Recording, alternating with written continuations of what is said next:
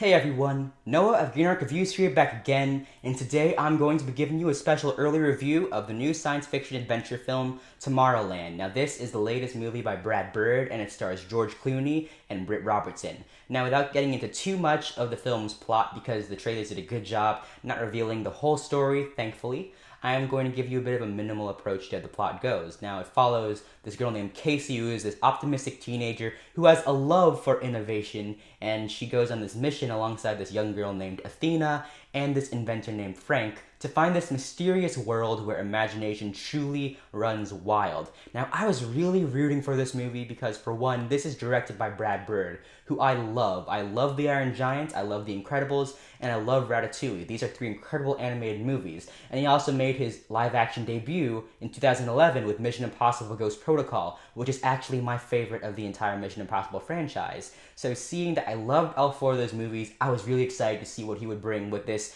In fact, it's an original idea because these are rare nowadays in Hollywood where everything is either a sequel, a reboot, take place in a shared universe based on a comic book. Everything nowadays seems unoriginal and we complain about that almost all the time. So I was really excited to see him take something like Tomorrowland, an original idea, and bring it to the big screen on a blockbuster standpoint. So I was really excited for this movie. I'm a big fan of Brad Bird. I went into the theater really hopeful and ready to love it, and I ended up leaving the theater feeling ultimately disappointed. I was very underwhelmed by this movie and I wasn't really a big fan of it, despite the fact that there are some merits within this film. First off, the performances by George Clooney and Britt Robertson are really well done. Starting off with Clooney, I do like the fact that he sets aside his more traditional playboy-like mantra and gives a different kind of gravitas to a performance that we see something like in The Descendants, but within a more science fiction adventure type of movie, which was fascinating to me. But make no mistake about it, despite the fact that Clooney has top billing with this movie, Britt Robertson is the real star because she serves as the audience's avatar within this adventure, and she's really likable, very charismatic, and bounces off of George Clooney really well.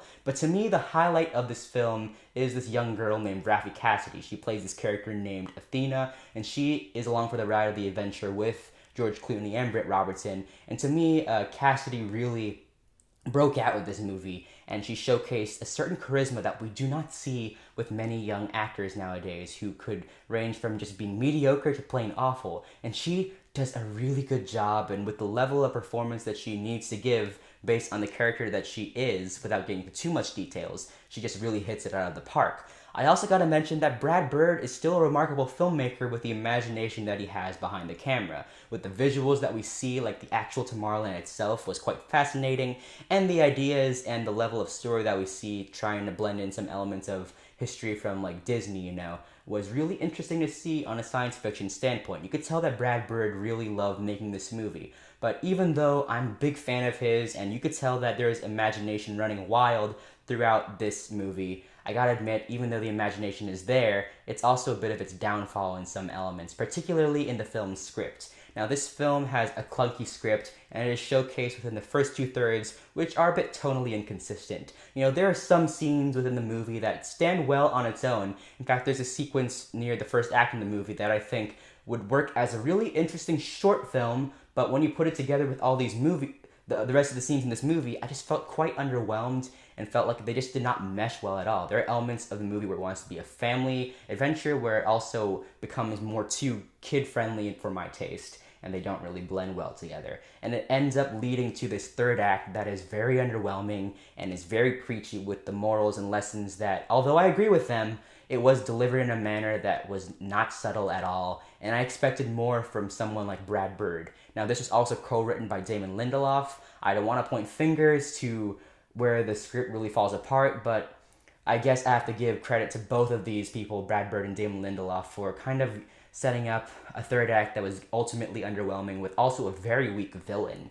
Now, I did enjoy the adventure itself heading to Tomorrowland, which I must stress, the movie is more about the actual journey to Tomorrowland rather than the destination itself. And although I did find myself entertained within those moments, it's mainly due to the fact that the three main actors are really good.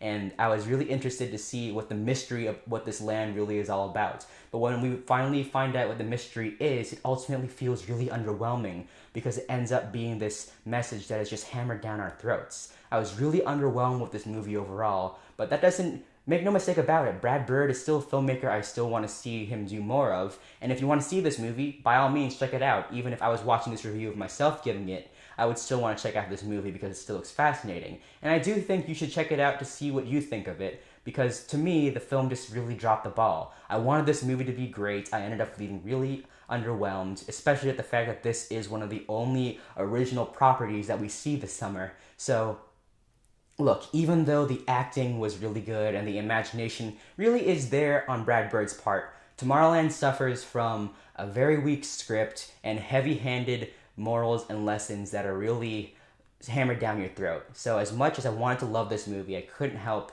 but be quite disappointed by it. Overall, Tomorrowland earns a 5 out of 10. Anyways, guys, thank you so much for watching my review of Tomorrowland. If you want to see more videos of mine, click that button and subscribe. Leave a comment down below, like this video, share this on Facebook and Twitter, any other social media device that you may use. You can also check out my Facebook page in the description down below. And I guess that is it. I am Noah of Green Arc Reviews, and I will see you in my next video.